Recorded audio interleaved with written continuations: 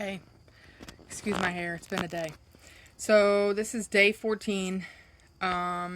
We did a 10 to 3.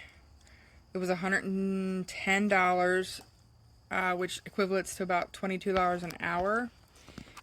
We were in Westchester, PA, which was about 30 minutes away from the Aamzon in Newcastle, Delaware, where we picked up. We being myself, my 4-year-old, and my 17-year-old, if you haven't seen my previous video. Most were close, like 3 to 5 minutes. One was like, there was a couple that literally we delivered here, like across the street, and then had to go across the street, like up 3 houses. But we had a lot of apartments, 1 locker, and several college dorms. College dorms are my new least favorite. It was a lot of walking. I had to park, literally, for all of them, I had to park and then walk like blocks to get to the entrance to the dorm building, because there was like no parking there, because most college kids don't have cars. They just walk around everywhere. So that was a hot mess. The locker was actually the first easy locker that I've done. Literally, I walked up, the Amazon Flex app asked, "Are you at the locker?" I clicked yes. The screen asked me to scan the package. I scanned the package. A locker opened. I closed it, and good, we were done. It was like seconds. And unfortunately, sometimes I wonder how Amazon actually builds these routes. We were late leaving Amazon because they were late giving me the route. And then we had numerous packages today that had to be delivered by a certain time.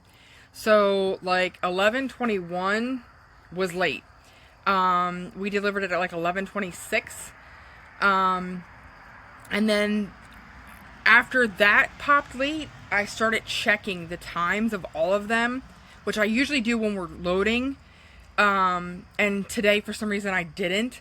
And we had one that had to be delivered at 2 o'clock, but it was the second to the last drop on a 10 to 3 p.m. Like, that didn't make any sense to me. So we ended up going out of order, and I had to, at like 1:30, I was like, we're definitely not going to make it by 2. So we had to go 13 minutes out of the way, drop that one, and then from there, I did the last package, which would have been right after that. And then I started working my way backwards to get back closer to where we had stopped and left to go get the 2 o'clock one. So that was a mess. But we did still end up finishing all of them. It was like 2:53. But that was close with all of that. And we didn't stop. Like, sometimes I'll stop to use the restroom. I didn't stop at all today because I was like hustling, because of the times there was several that were like they had to be delivered by 2:30. So that was a hot mess.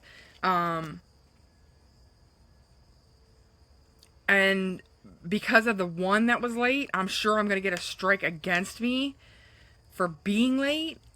But I think I'm going to call support and complain, especially since they had that 2 o'clock by 2 p.m. delivery. It was 2:01. By 2:01 p.m. delivery.